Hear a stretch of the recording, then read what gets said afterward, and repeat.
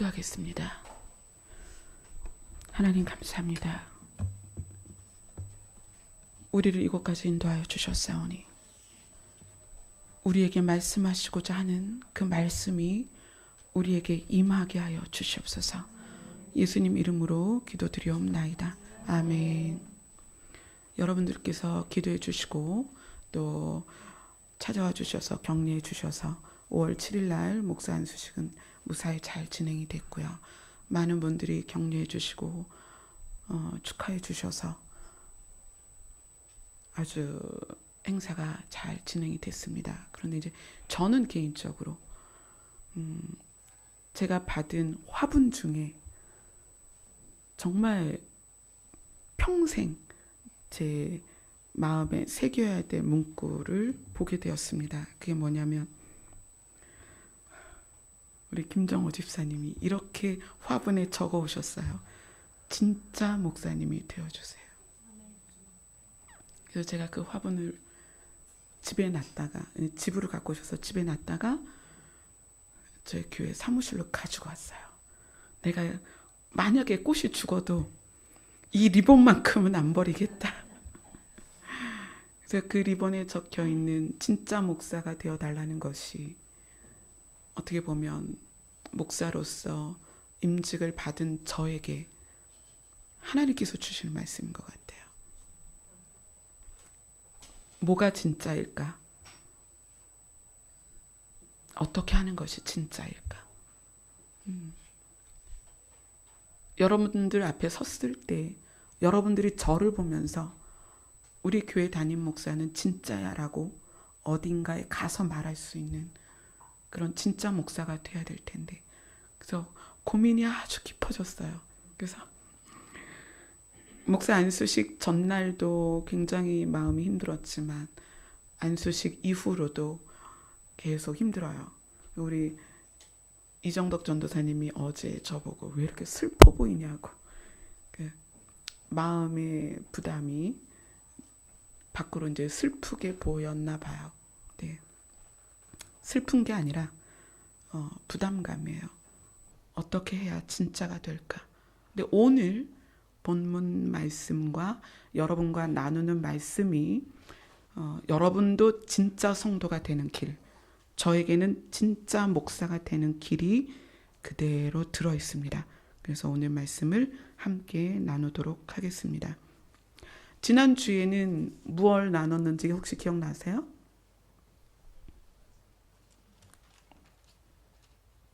기억나세요? 제목 한번 얘기해 보세요. 지난주. 그렇죠. 응. 너는 어디로부터냐? 그러니까 네가 도대체 누구냐? 넌 어디서 왔느냐?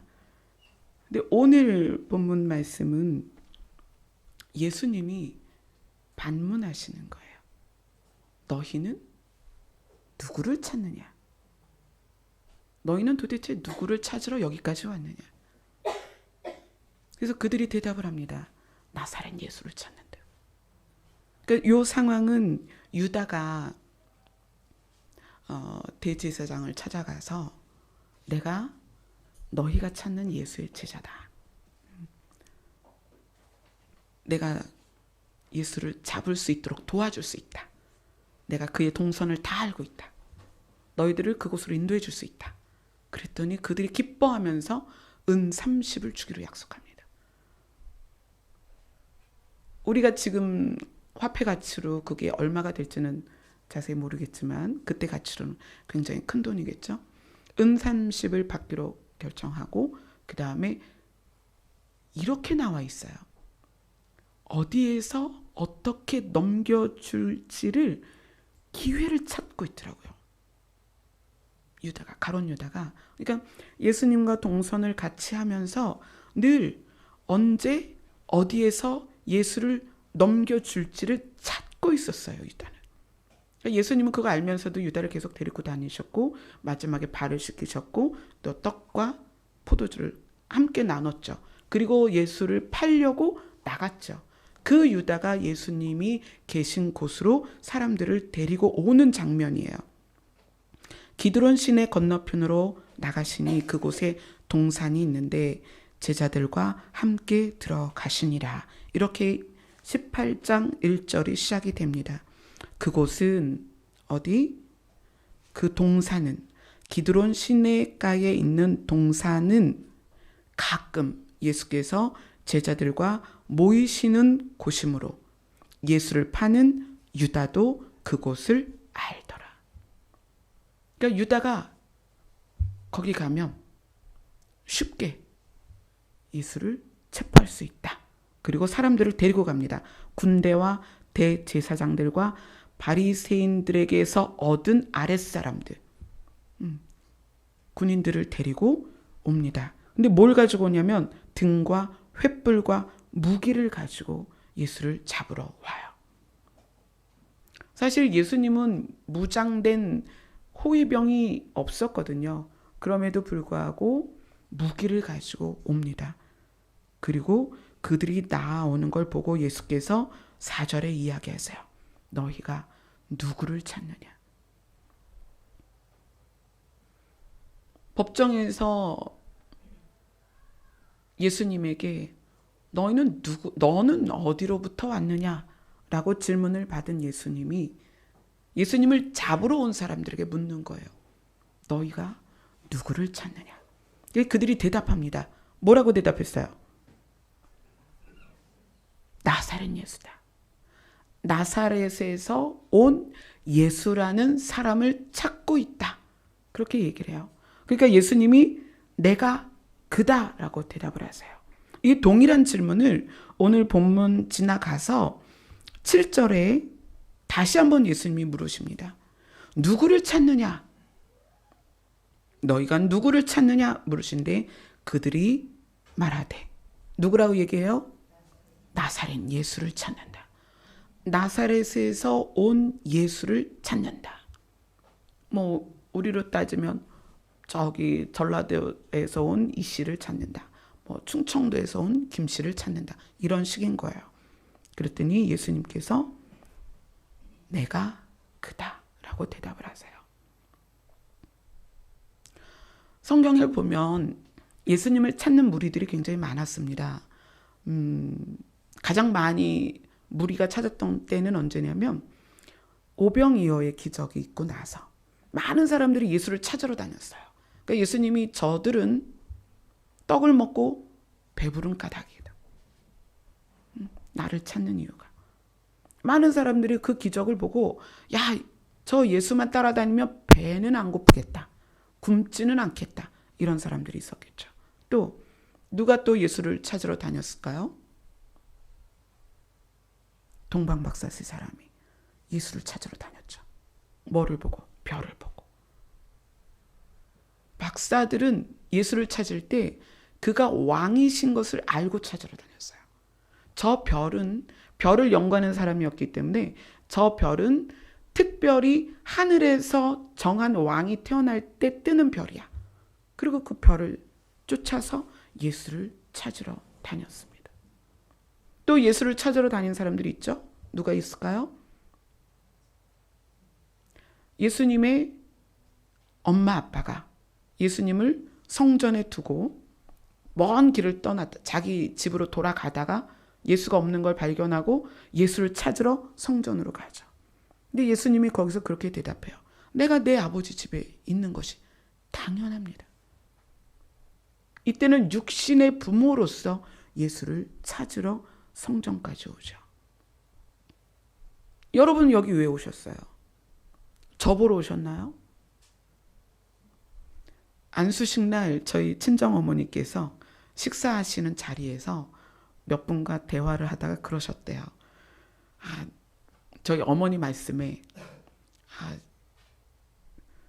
내가 좀 예뻤으면 딸을 좀 예쁘게 낳았을 텐데 그렇게 얘기를 하셨대요. 그래서 대화를 하시던 분들이 우리는 목사님 외모 보고 오는 게 아니라고 그렇게 얘기를 하셨다 그러더라고요. 육신의 부모님이 저를 볼 때는 부족한 게 보이시는 거예요. 그러니까 예수님의 육신의 부모가 아들 예수를 찾으러 성전을 온 거죠. 근데 예수님은 거기에서 하늘아버지를 말씀하는 거예요. 내가 내 아버지 집에 있습니다. 여러분은 여기 왜 오셨어요? 설마 저를 보고 오신 건 아니겠죠. 왜냐하면 제가 여러분에게 뭘 보여드릴 수 있겠어요? 여러분도 예수 그리스도를 찾아오신 거예요. 제가 여러분에게 전하는 것은 예수 그리스도예요.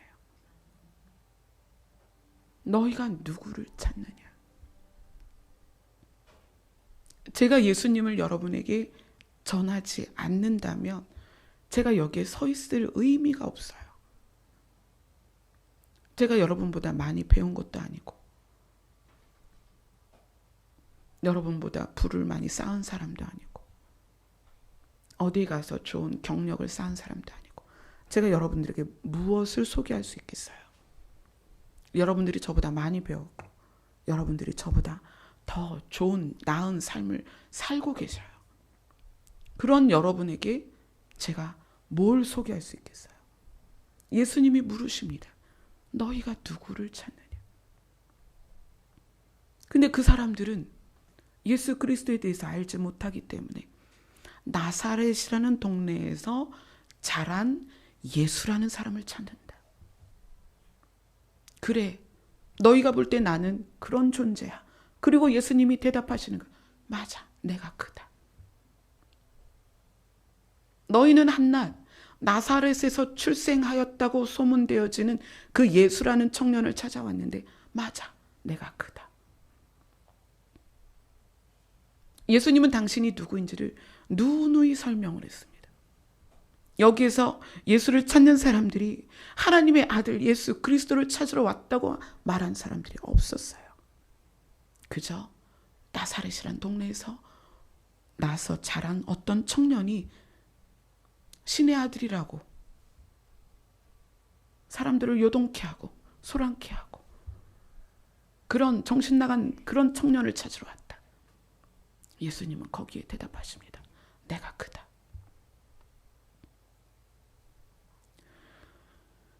예수님의 사역을 예수님은 이미 사람들에게 다 말씀하셨어요. 예수님의 사역이 무엇일까요? 우리가 오늘 18장을 보고 있는데 17장을 보겠습니다.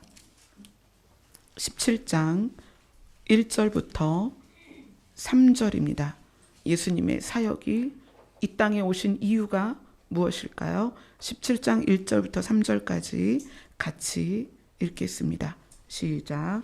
예수께서 말씀을 하시고 눈을 들어 하늘을 우러러 이르시되 아버지여 때가 이르렀사오니 이들을 영화롭게 하사 아들로 아버지를 영화롭게 하게 하옵소서. 아버지께서 아들에게 주신 모든 사람에게 영생을 주게 하시려고 만민을 다스리는 권세를 아들에게 주셨음이로소이다. 영생은 곧 유일하신 참 하나님과 그가 보내신 자 예수 그리스도를 아는 것이니이다. 아멘. 예수님의 사역은 영생입니다. 다른 게 아니에요. 오병이어를 통해서 굶주린 자들을 먹이셨고 병든 자를 고치셨고 죽은 자를 살리셨습니다. 그러나 그것은 영생을 주기 위하여 그들에게 내가 하나님이고 나를 보내신 이도 하나님이시다라는 것을 보여주기 위한 증거일 뿐입니다. 그게 목적은 아니에요. 예수님이 이 땅에 오신 목적은 영생입니다. 그러니까 여러분들이 예수를 찾는 이유, 너희가 누구를 찾느냐? 우리가 예수를 찾습니다. 너희가 예수를 왜 찾느냐? 무기를 들고 온 그들은 예수를 잡아서 죽이려고 예수를 찾았습니다. 어떤 사람들은 예수의 옷자락만 잡아도 병이 고침받는다고 소식을 들으니까 그 소문에 의하여 병을 고침받으려고 찾으러 옵니다. 보리떡 5개와 물고기 2마리가 5,000명을 먹였더라. 12바구니가 남았더라. 그래, 그를 쫓아다니면 내가 굶지는 않겠다. 지금도 많은 사역자들이 굶지 않으려고 사역을 합니다. 많은 성도들이 부를 얻고 싶어서 예수를 찾아요. 많은 사람들이 질병을 고치려고 예수를 찾습니다. 그런데 예수님의 이 땅에 오신 목적은 영생이다. 아버지께서 아들에게 주신 모든 사람에게 영생을 주게 하시려고. 예수님이 이 땅에 오신 목적은 영생이에요. 그래서 우리가 예수를 찾는 이유, 너희가 누구를 찾느냐? 저는 예수를 찾습니다. 왜 예수를 찾느냐? 영생을 얻기 위하여입니다. 라고 여러분이 대답할 수 있어야 돼요. 그분이 아니고서는 아버지께로 돌아갈 수 없고, 그분이 아니고서는 아버지께 나아갈 수 없기 때문에 우리가 그분을 찾는 것입니다. 17장 지금 읽은 곳에서 6절로 가겠습니다. 그러면 영생을 주시는 예수 그리스도께서 영생을 이루시는 그 사역의 도구가 있었어요. 도구.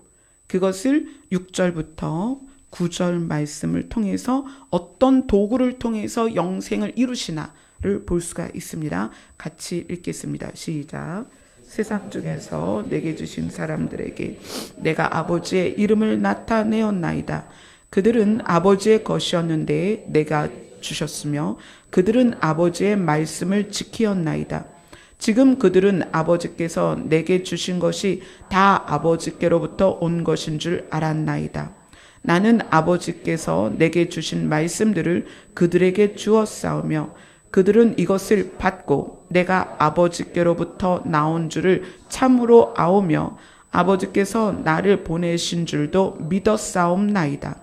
내가 그들을 위하여 비옵나니 내가 비옵는 것은 세상을 위함이 아니요 내게 주신 자들을 위함이니이다. 그들은 아버지의 것이로소이다. 예수님이 오신 이유가 영생을 위함이다. 근데 그 영생을 이루는 도구로서 무엇을 사용했냐면 말씀이다. 이렇게 이야기를 하세요. 말씀. 그래서 오늘 본문을 보면 8절에 지금 읽은 부분에서 8절에 이렇게 얘기하죠. 나는 아버지께서 내게 주신 말씀들을 그들에게 주었사오며. 말씀을 주셨다는 거예요. 말씀. 자, 쭉 지나서 14절을 보세요. 14절 같이 읽습니다. 시작. 내가 아버지의 말씀을 그들에게 주었사오며 세상이 그들을 미워하여 싸우니 이는 내가 세상에 속하지 아니함 같이 그들도 세상에 속하지 아니함으로 인함이니이다. 이 말씀 뭐냐면 내가 하나님의 말씀을 그들에게 주었사오며 그들은 누구냐면 여러분입니다. 예수님이 영생을 주기 위해서 이곳에 이 땅에 오셨다는 걸 믿는 사람들에게 무엇을 주셨냐면 말씀을 주셨다는 거예요. 그런데 세상은 그들을 미워해요. 왜? 세상은 예수 그리스도를 믿지 않기 때문에 말씀을 받아들이지 않습니다. 내가 세상에 속하지 아니함 같이 그들도 세상에 속하지 아니하였고 세상에 속하지 않은 예수 그리스도께서 소유한 것이 무엇이냐면 말씀입니다. 우리에게 그 말씀을 주셨어요. 말씀이 우리를 영생으로 인도하는 도구다. 예수님은 우리에게 영생을 주기 위해 오셨다. 그래서 디모데후서에서 말씀에 대해서 설명을 합니다. 우리 잠깐 디모데후서로 가볼게요. 디모데후서 3장.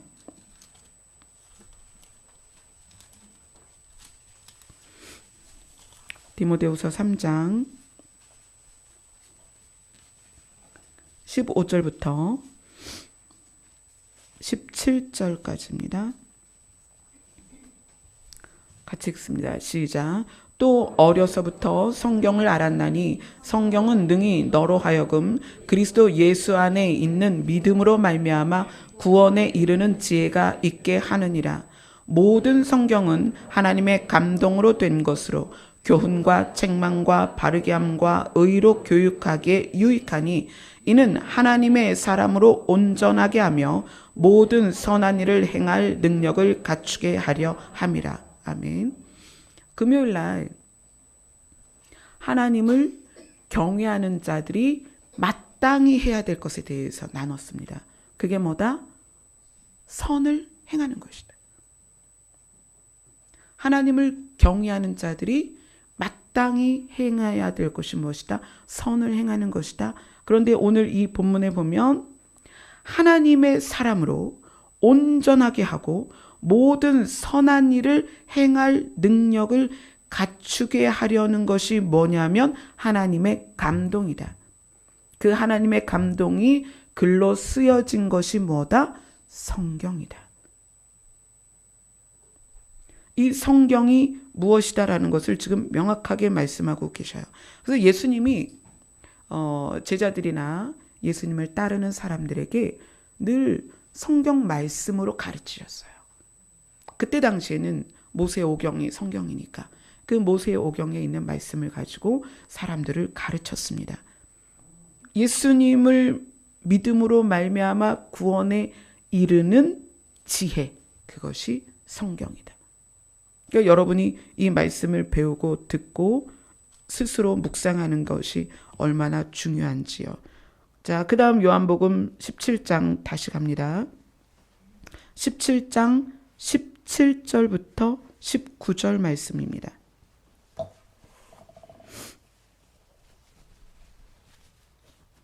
요한복음 17장 17절에서 19절 말씀 같이 읽겠습니다. 시작. 그들을 진리로 거룩하게 하옵소서. 아버지의 말씀은 진리니이다. 아버지께서 나를 세상에 보내신 것 같이 나도 그들을 세상에 보내었고 또 그들을 위하여 내가 나를 거룩하게 하오니 이는 그들도 진리로 거룩함을 얻게 하려 함이니라. 그들을 진리로 거룩하게 하옵소서. 이 거룩이 왜 중요하냐면 거룩함이 없이는 누구를 볼 수 없다. 주를 볼 수 없다. 거룩함이 없이는 하나님을 볼 수 없다라고 얘기했기 때문에 여기에서 그렇게 말씀하시는 거예요. 진리로 거룩하게 하옵소서. 그리고 그 거룩하게 하는 도구, 아버지의 말씀은 진리니이다. 말씀. 그럼 이제 이 말씀이 진리이고 거룩하게 하고 거룩한 자가 하나님을 보게 되니까 이 말씀이 너무나 중요하죠. 근데 이 말씀은 지금 여러분이 보는 성경책이기도 합니다. 성경에 나와 있는 모든 내용이 말씀이에요.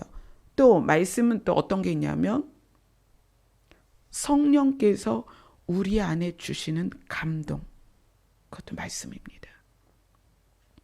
그러니까 이 시대를 살아가면서 우리가 교회에서 다 이 성경을 보죠. 성경을 본문으로 하지 않는 설교는 없습니다. 모든 교회가 성경을 본문으로 하고 있습니다. 그런데 왜 다르게 풀고 그 성경을 가르치는데 그것이 진리의 능력이 없냐는 거예요. 진리는 거룩하게 한다. 거룩한 자가 하나님을 본다. 그럼 성경을 나누면 다 거룩해져야 하는 거예요. 성경을 나누면 진리 안에 들어가야 합니다. 그런데 왜 성경을 보면서 진리 안에 들어가지 못하고 거룩함이 없냐는 거예요. 그것은 성경을 통해서 성령이 감동하심을 받고 있지 않기 때문이에요. 예수님이 말씀하셨죠. 내게 주신 그들에게 말씀을 주었다. 이 말씀은 그때 당시의 모세 오경을 포함하고 있지만 그것만은 아니라는 거예요. 뭐다? 하나님으로부터 온 감동이었다는 거예요. 예수님이 그들을 가르쳤던 것들이 하나님으로부터 온 감동이었다. 예수님의 사역은 말씀을 그대로 전하는 것이었다. 모세 오경을 그대로 전했다는 게 아닙니다. 모세 오경을 포함한 하나님의 감동을 사람들에게 전했다는 거예요. 그것을 요한복음 18장에서 이렇게 이야기합니다. 우리가 읽은 요한복음 18장 9절을 보세요. 18장 9절을 같이 읽겠습니다. 시작. 이는 아버지께서 내게 주신 자 중에서 하나도 잃지 아니하였사옵나이다 하신 말씀을 응하게 하려 함이러라. 응하게 하려 합니다. 응답받게 합니다. 또 그것이 실제로 이루어지게 하려 합니다. 그것을 그대로 32절에도 말씀하십니다. 32절로 가볼게요. 요한복음 18장 32절입니다. 같이 읽습니다. 시작. 이는 예수께서 자기가 어떠한 죽음으로 죽을 것을 가리켜 하신 말씀을 응하게 하려 함이로라. 아멘. 자, 감동은 무엇이냐면 위로부터 내려오는 거예요. 성경은 하나님의 감동으로 된 것입니다. 성경을 쓴 저자는 많아요. 신구약 모두 합쳐서 66권입니다. 이것 외에 외경이라는 것도 있고 많은 책들이 있지만 이 66권을 묶어서 한 권의 책이 됐어요. 이 66권을 지은 저자들은 시대도 달랐고, 그렇죠? 사는 지역도 달랐고, 언어도 달랐습니다. 그런데 동일한 것이 뭐냐면 하나님의 감동이었다는 거예요. 하나님의 감동을 받아서 쓴 것이 성경입니다. 그래서 아까 그 디모데 후서에서 본 것처럼 교훈, 책망, 바르게 함, 또 의로 교육하기에 맞는 책이다. 그래서 어떻게? 구원받게 하는 책이다. 그런데 이것이 사람이 배운 습득한 지식으로가 아니라 무엇으로 됐다? 감동으로 됐다. 예수님께서 아버지께서 나에게 주신 자들에게 내가 말씀을 주었다라는 것은 그때 당시의 성경책인 모세오경만을 말하는 게 아닙니다. 하나님의 감동하심을 내가 그대로 전했다라는 얘기예요. 이 감동은 하나님의 뜻을 이루어지게 하는 놀라운 능력이 있어요. 감동은. 그래서 예수님은 내가 무엇을 행하든지 내 뜻대로 하지 않았다. 어떻게 했다? 하나님께서 나에게 주신 말씀대로 그대로 행했다라고 성경에서 계속 말씀을 하고 있어요. 그거를 한번 볼까요? 요한복음 12장에 나옵니다. 12장, 요한복음 12장 48절에서 50절입니다.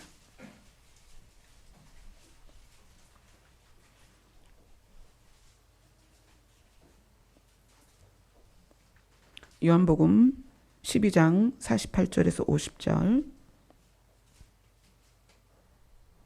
같이 읽습니다. 시작. 나를 저버리고 내 말을 받지 아니하는 자를 심판할 이가 있으니 곧 내가 한 그 말이 마지막 날에 그를 심판하리라. 내가 내 자유로 말한 것이 아니요 나를 보내신 아버지께서 내가 말할 것과 이룰 것을 친히 명령하여 주셨으니 나는 그의 명령이 영생인 줄 아노라. 그러므로 내가 이르는 것은 내 아버지께서 내게 말씀하신 그대로니라 하시니라. 아멘. 그러니까 예수님은 자기가 33년 동안 살아오면서 자기가 배운 것, 경험한 것, 습득한 것을 말한 게 아니라는 거예요. 무엇이다? 하나님이 알려주신 것을 너희에게 말했다. 하나님이 나에게 명령하신 것은 영생인데 그 영생을 이루기 위해서 하나님이 감동해 주신 것만 내가 너희에게 말을 했다. 그것을 받은 자가 영생을 얻는다. 그러면 예수님의 사역에 있어서 하나는 영생을 이루는 것이고 또 하나는 뭐냐면 하나님의 감동을 그대로 전하는 것입니다. 하나님의 말씀을 전하는 거였어요. 그러면 하나님이 주신 감동을 그대로 전하는 거에 있어서의 필요한 게 뭐냐면 순종이에요. 순종. 하나님이 전하라고 하신 것을 그대로 전하는 것이 뭐다? 순종이다. 예수님이 33년을 육신의 몸으로 사셨습니다. 우리는 보통 예수님의 고난을 붙잡힌 순간부터 십자가에 못 박혀서 무덤에 들어가기까지를 예수님의 고난이라고 생각해요. 그래서 어떤 분이 그렇게 얘기하더라고요. 나는 평생 힘들었는데 예수님은 겨우 고난 받으시던 날과 죽으셨던 날, 그것뿐이잖아요. 이렇게 얘기하는 사람이 있어요. 예수님의 고난이 그것뿐일까요? 자, 생각해 봅시다. 예수님은 33년 사는 동안에 사람이었습니까? 신이었습니까? 사람이었어요? 단순히 사람이었습니까? 신은 아니었습니까?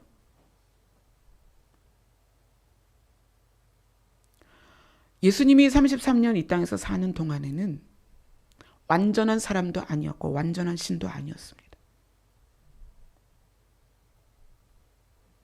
다시 말하면 완전한 사람과 완전한 신이 하나였습니다. 그래서 완전한 사람으로도 완전한 신으로도 살 수 없었습니다.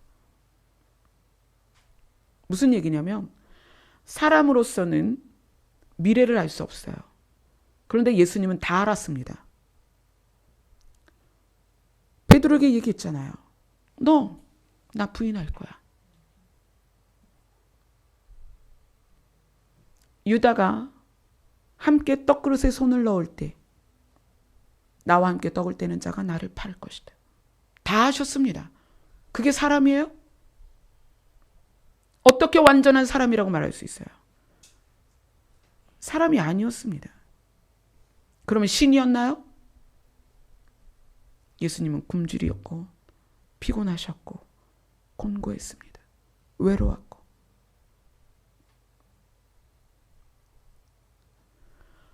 완전하셨던 분이 불완전한 상태로 들어오신 거예요.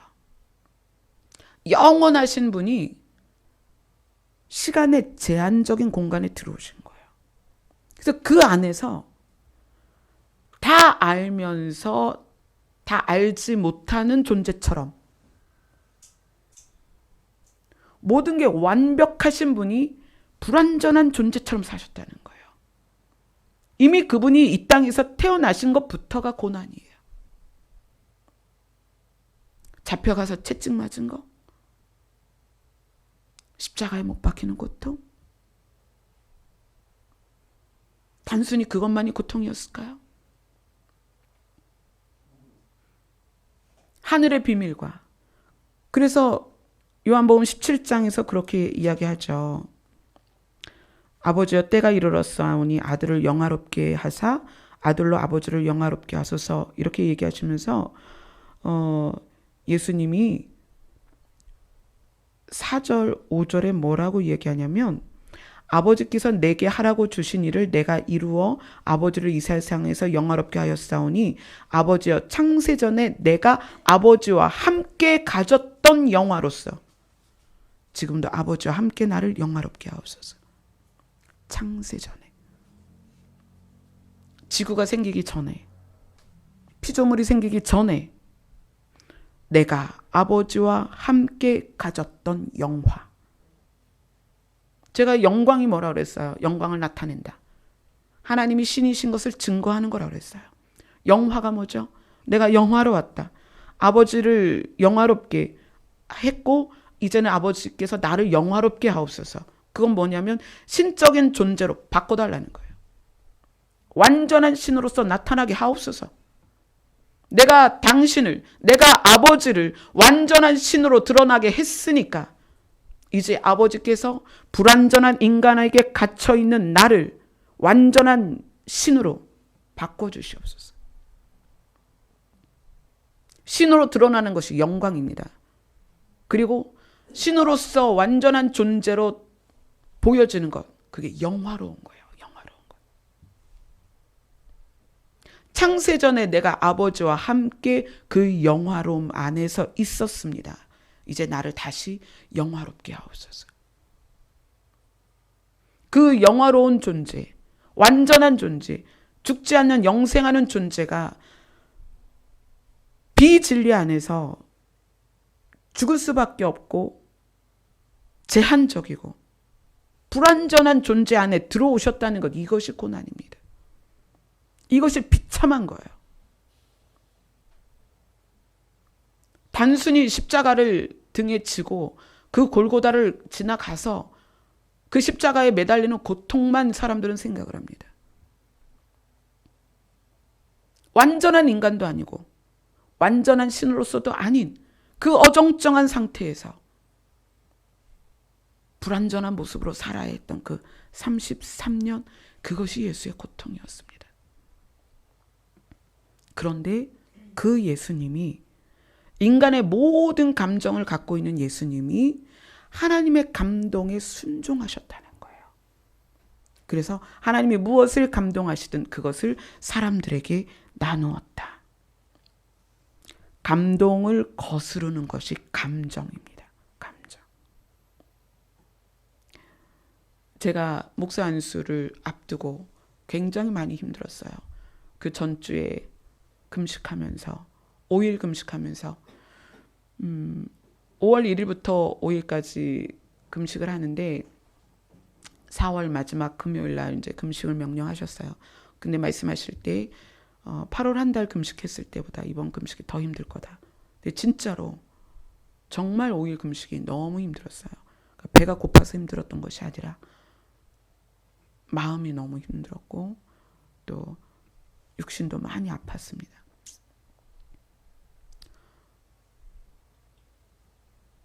감동을 순종하지 못하게 하는 게 감정이에요. 위로부터 내려온 감동을 역행하는 것이 우리의 감정입니다. 예수님이 잠깐 그것을 우리에게 보여주신 예가 있어요. 예수님의 감정. 33년을 사람으로 사셨던 예수님이 체득했던 것을 감정으로 토로한 부분이 있습니다. 한번 보겠습니다. 요한복음 12장입니다.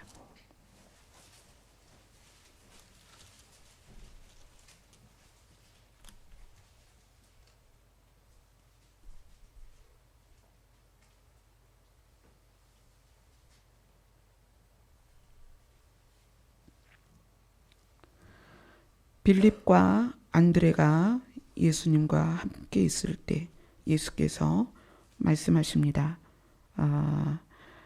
이제 예수님이 잡혀서 죽으셔야 되는 것을 사람들에게 말씀하실 때죠. 23절부터 27절까지 요한복음 12장 23절부터 27절까지 같이 읽겠습니다. 시작. 예수께서 대답하여 이르시되 인자가 영광을 얻을 때가 왔도다. 내가 진실로 진실로 너희에게 이르노니 한 알의 밀이 땅에 떨어져 죽지 아니하면 한 알 그대로 있고 죽으면 많은 열매를 맺느니라. 자기의 생명을 사랑하는 자는 잃어버릴 것이요 이 세상에서 자기의 생명을 미워하는 자는 영생하도록 보전하리라. 사람이 나를 섬기려면 나를 따르라. 나 있는 곳에 나를 섬기는 자도 거기 있으리니 사람이 나를 섬기면 내 아버지께서 그를 귀히 여기시리라. 지금 내 마음이 괴로우니 무슨 말을 하리요. 아버지여 나를 구원하여 이 때를 면하게 하여 주옵소서. 그러나 내가 이를 위하여 이 때에 왔나이다. 한 알의 밀이 땅에 떨어져 죽어야만 많은 열매를 맺을 수 있다. 그래서 당신의 죽음을 예고하고 있는 거예요. 그런데 그때 예수님의 감정이 폭발합니다. 왜 그럴까요? 왜 예수님에게 감정이 있어요? 육신이 있기 때문에.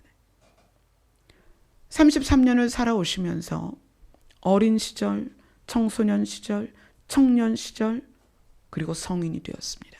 그 과정 안에 넘어지기도 했을 거고 뜨거운 걸 잡았을 벌레에게 물렸을 때도 있을 것이고 배가 고플 때도 있을 것이고 아픔이 뭔지를 아세요. 고통이 뭔지 아신다는 얘기예요. 그런데 그러한 예수님이 이제 땅에 떨어져 죽어야 하는 그 시점이 온 거예요. 인자가 영광을 얻을 때가 왔도다. 영광, 신이신 것이 증명될 때가 왔도다. 그런데 과정이 있는데 무슨 과정이다? 한 알의 밀이 땅에 떨어져 죽는 과정이 필요하다. 이 과정이 있어야만 어떻게 많은 열매를 맺을 수 있다. 그러나 육신의 제한적인 고통을 느끼신 예수님께서 그 경험에 의한 감정이 올라온 거예요. 지금 내 마음이 괴롭다. 내가 지금 무슨 말을 할 수 있겠느냐. 그러면서 아버지에게 말씀하시는 거예요. 나를 구원하여 이때를 면하게 하옵소서. 이게 예수님의 솔직한 감정입니다. 그렇지만 예수님이 그 감정에서 돌이킵니다. 뭘로 돌이키냐면 감동으로 가는 거죠.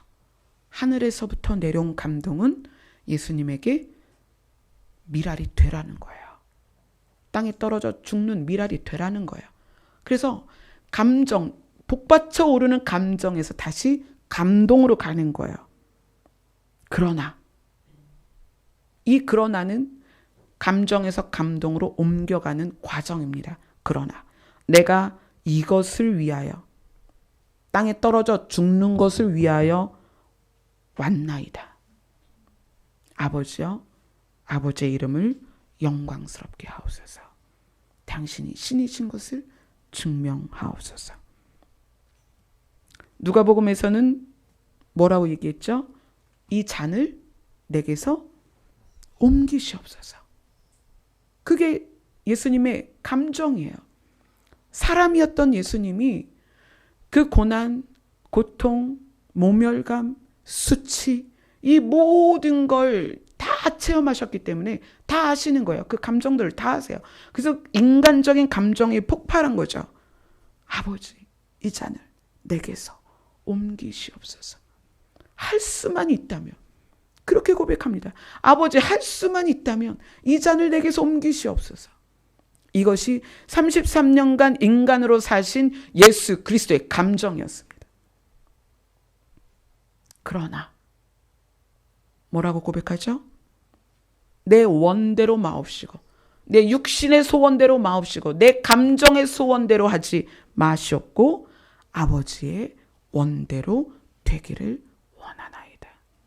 아버지의 원함이 무엇입니까? 한 알의 밀이 땅에 떨어져서 죽음으로 많은 열매를 맺는 게 아버지의 뜻이었습니다.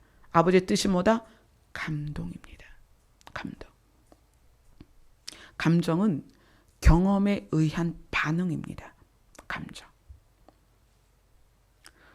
말씀이 응하게 하는 과정에서 말씀이 응하지 못하도록 하는 것이 감정이에요. 감정.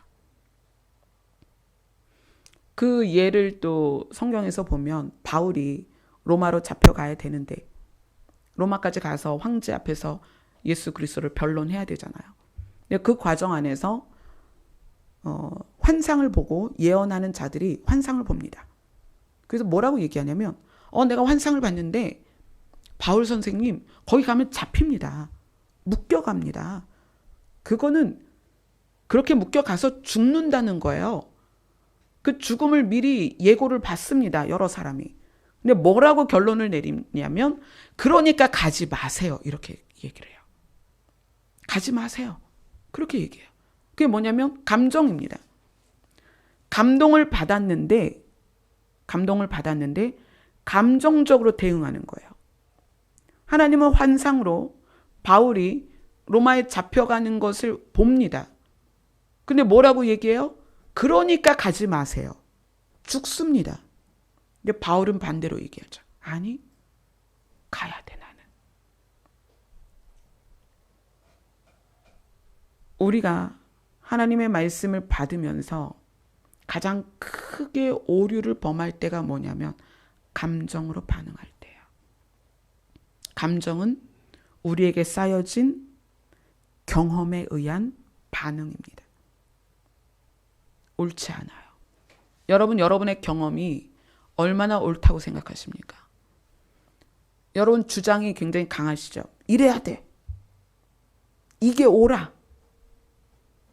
여러분이 옳다고 주장하고 목소리를 크게 낼 때의 그 옳음이 어디서 오냐면 여러분의 경험에서 옵니다. 그런데 하나님의 감동은 여러분의 경험을 산산조각 낼 때가 너무 많아요.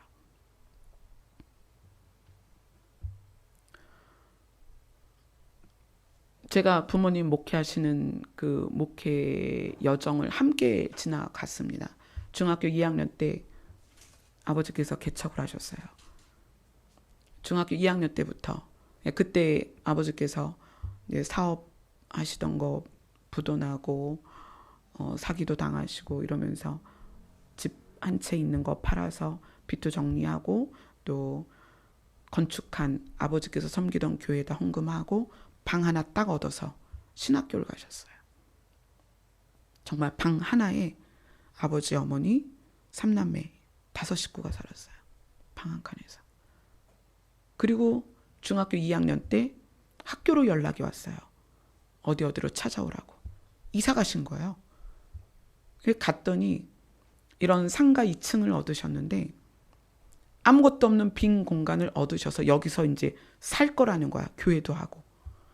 그래서 베냐판으로 지금처럼 좋은 것도 아닌 그 얇은 베냐판으로 강목을 기둥으로 해서 막아놓고 여기는 방, 여기는 부엌. 화장실은 우리 교회도 계단에 화장실 있죠.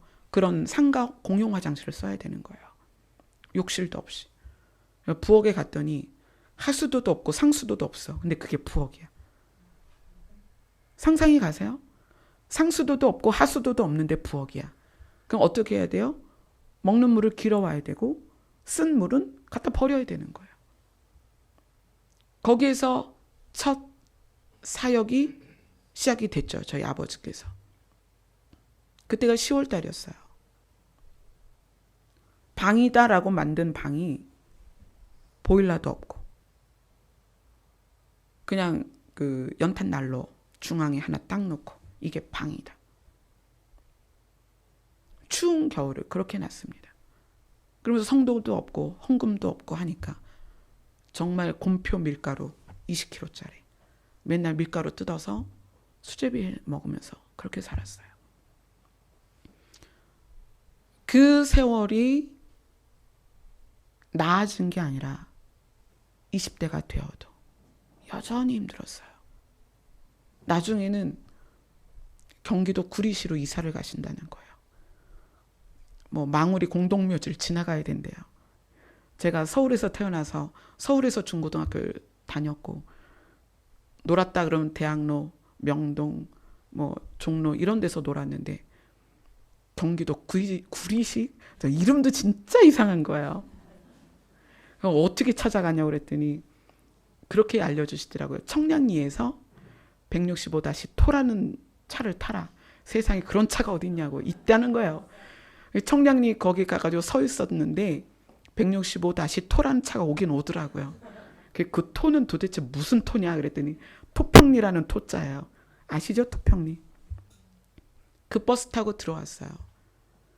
정말 곰, 굴 같은 깜깜한 지하 방 한 칸 얻어서 그렇게 이사를 하고 그리고 이제 아빠가 다시 개척하신다.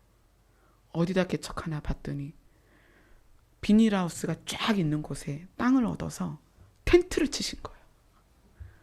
조금 큰 텐트예요. 천막이라고 부르죠. 천막 쳐놓고 이제 여기가 교회다. 그 안에 또 이제 베냐판으로 막아. 여기가 방이다. 여기가 부엌이다. 화장실은 없어 아예. 화장실은 어디로 가요? 그 비닐하우스 촌이에요. 거기가.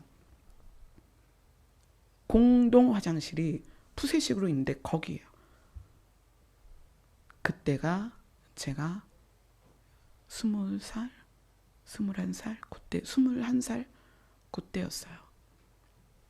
21살, 22살 뭐 요때 23살 뭐 그때였겠네요. 그러니 제가 이제 결혼할 때가 오는데 저희 아버지 친구분들은 다 목사님이시잖아요. 맨 중매 들어오는 게 목사님 아들, 뭐 신학생. 절대 난 싫다고 그랬어요. 목회를 안 할 사람을 찾으러 다녔어요. 그래서 제가 신랑을 만났는데 딱 보니까 절대 신학은 안 할 것 같이 생겼어. 집안에 믿음의 기반도 없고 본인도 20대 후반에 은혜 받아서 그때 처음 이제 교회 제대로 다녔고, 그러니까 학창 시절에 교회 다닌 기억이 없는 사람이에요. 그리고 엔지니어예요. 그래, 밥은 굶지 않겠다. 기술이 있으니까. 그리고 결혼해서 그랬어요. 확답을 받았어요. 절대 신학하지 마. 당신은 장로해야 돼. 그러니까 남편이 나는 장로해서 돈 벌어서 장인 장모님 교회를 도울 거야. 그래, 됐어. 결혼하자. 때가 되니까 저는 건강이 무너지고 갖고 있던 집도 날아가고, 하나님께서 남편을 신학을 가게 하시더라고요. 하나님의 감동이 남편에게 부어지니까 거스를 수가 없는 거예요. 그렇게 왔습니다. 그런데 그렇게 오다 보니까 남편이 이제 목회자가 돼서 개척을 했는데, 남편에게는 어떤 게 있냐면 세상 사람으로 산 세월이 훨씬 길은 거예요. 태어나서 29살까지 세상 사람으로 산 세월이 훨씬 길은 거예요. 근데 저는 그냥 나면서부터 눈 떴을 때가 교회였으니까. 그러니까 이 스타일이 너무 다른 거죠. 그래서 제가 갈등을 굉장히 많이 했어요. 하나님 어떻게 하면 좋아요? 저 사람 목사인데 기도를 안 해요. 뭐 그런 거 있잖아요. 좀 말씀을 좀 봤으면 좋겠는데 말씀을 안 봐요. 막 하나님한테 일렀어요.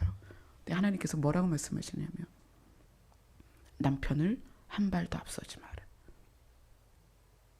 그래, 네가 2시간 3시간 기도할 수 있어. 그래서 저 어렸을 때 그랬거든요. 중고등학교 때 삼각산에 비닐 뒤집어 쓰고 기도하고 그랬어요. 초등학교 때 40일 방학 때 철야하면 40일 철야 어른들이랑 똑같이 했습니다. 그러니까 그런 저에게 그렇게 하지 않는 남편이 늘 불만이었던 거예요, 저는. 근데 하나님 뭐라고 말씀하시냐면, 네가 그게 의의가 되면 그거 버려. 그게 뭐가 중요해? 너에게 필요한 건 남편에게 순종하는 거야. 그럼 남편보다 성경도 더 많이 읽지 마. 그것으로 남편을 정죄할 거면. 네가 남편보다 잘났다고 생각하는 게 뭐니? 네가 남편보다 기도 많이 해? 아니, 이제 그렇게 하지 마. 남편보다도 기도 덜 해. 남편이 1시간 하면 너는 한 50분만 해. 남편을 한 발도 앞서지 말라는 거예요. 남편을 향하여 저의 자세를 바꾸기를 원하시는 거예요. 그러니까 그것은 감동입니다. 저의 감정은 뭐죠? 평생 모태신앙으로 말씀만 보고 기도하며 살았던, 아버지의 목회를 도왔던 저 입장에서 그렇게 살지 않는 남편이 부족해 보이는 거예요. 그게 저의 감정입니다. 그러나 하나님은 감동으로서 감정을 다스리기를 원하셨어요. 그래서 그때부터 그것도 되게 힘들더라고요. 덜 하기. 남편보다 덜 하기. 근데 덜 하니까 남편을 정죄할 수가 없는 거예요. 그래서 남편이 TV 볼 때 같이 옆에서 TV 보고 그랬습니다. 예수님이 감정이 복받쳐 오르는 이 시점에서 감동으로 돌아섭니다. 그러나 내 원대로 마옵시고 아버지의 원대로 하옵소서. 여러분에게 주시는 감동이 뭐예요? 여러분이 감동을 따라가면 많은 것이 바뀌어요. 왜냐하면 하나님의 감동은 우리를 의로 교육하기에, 또 우리를 바르게 하는 말씀이에요. 그래서 여러분이 감동을 쫓아가면 처음엔 불편할 수 있지만 여러분이 진리로 들어가게 되고 거룩하게 됩니다. 그러나 감정을 쫓아가게 되면 여러분은 늘 불편합니다. 어떤 사람을 대하든 불편해요. 왜냐하면 감정은 내 안에서 시작되는 거예요. 내 경험에서 시작됩니다. 내가 쌓아놓은 데이터에 의한 반응이 감정입니다. 그래서 100이면 100, 모든 사람을 대할 때 불편한 게 생길 수밖에 없어요. 또 물질에 대하여 여러분 어떻습니까? 여러분 물질에 대해서 자유롭습니까? 하나님이 물질에 대하여 주신 감동은 그 물질이 아무것도 아니라는 거예요. 내가 주권자다. 너희는 물질을 하늘에 쌓아라. 선을 행하라. 영생을 얻고자 하는 청년에게 뭐라고 얘기하시죠? 예수님이 물질을 다 팔아서 나눠줘라. 그게 물질을 대하는 감동입니다. 그러나 우리의 감정은 뭐죠? 물질이 있어야 편하거든요. 불편한 게 싫은 거예요. 그렇지만 그 물질이 우리를 지속적으로 불편하게 해요. 왜? 나보다 물질이 많은 사람을 보면, 나보다 집이 평수가 큰 사람을 보면, 나보다 좋은 백을 든 사람을 보면, 나보다 좋은 차를 굴리는 사람을 보면 마음이 불편해지는 거예요. 여러분, 감정을 쫓아가면 늘 불편합니다. 관계도 굉장히 불편해요. 감정을 쫓아가면 성경 말씀조차 불편해집니다. 그리고 하나님의 뜻이 이 땅에 이루어지지 않습니다. 그래서 여러분들이 어떤 상황에서든 마음이 불편해지면 그때 그걸 보셔야 돼요. 나에게 어떤 감정이 지금 올라오고 있는가? 하나님은 어떻게 감동하셨는가? 말씀을 통해서 어떻게 우리에게 이야기하고 계시는가? 감정은 우리를 굉장히 불편하게 합니다. 사람과의 관계 안에서 특히 그렇습니다. 그런데 그 감정을 다스릴 수 있는 방법은 감동입니다. 하나님의 말씀이에요. 하나님의 음성입니다. 그것이 여러분을 살립니다. 예수님이 이 땅에 오신 사역의 목적은, 예수님이 추구하신 가장 큰 사역은 영생입니다. 그 영생을 위해서 사용한 도구가 말씀이었어요. 그 말씀은 성경 말씀이기도 하고 하나님이 주신 감동이었습니다. 그것이 여러분을 살려요. 여러분이 지금 누구를 찾으러 여기로 오셨습니까? 예수님이 여러분에게 묻습니다. 너희가 누구를 찾느냐? 오병이어로 5,000명을 먹이는 부유한 예수를 찾느냐? 병든 자를 고치는 의사 같은 예수를 찾느냐? 죽은 자를 살리는 그런 신적인 존재로서의 예수를 찾느냐? 여러분은 어떤 예수를 찾고 계세요? 예수님이 말씀하십니다. 나는 너희에게 영생을 주러 왔다. 그것이 하나님의 뜻이다. 여러분이 그 영생을 소유하기 위해서 반드시 여러분이 가져야 될 것은 하나님의 감동을 여러분 안에 담으셔야 되는 거예요. 예수님이 그 본을 보이셨습니다. 내가 말하는 모든 것, 내가 행한 모든 것은 하나님께로부터 온 것이다. 아버지께로부터 말미암지 않은 것이 하나도 없다라고 말씀하셨습니다.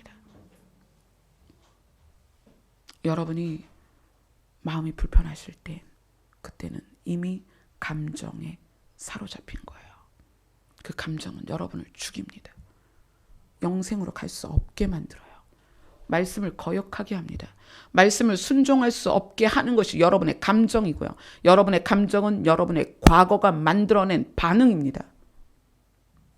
그 감정에 속지 마세요. 그 감정으로서 행동하지 마세요. 그 감정으로서 반응하지 마세요. 그것이 하나님의 뜻을 이 땅에 이룰 수 없게 만듭니다.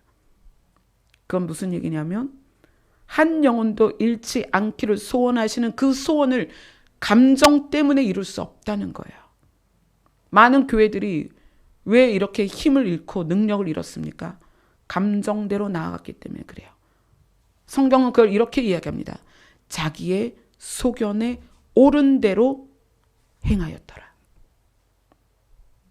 감정적으로 했다는 얘기예요. 감정적으로. 제가 목사 안수 받으면서 어떻게 해야 정말 진짜 목사가 될까?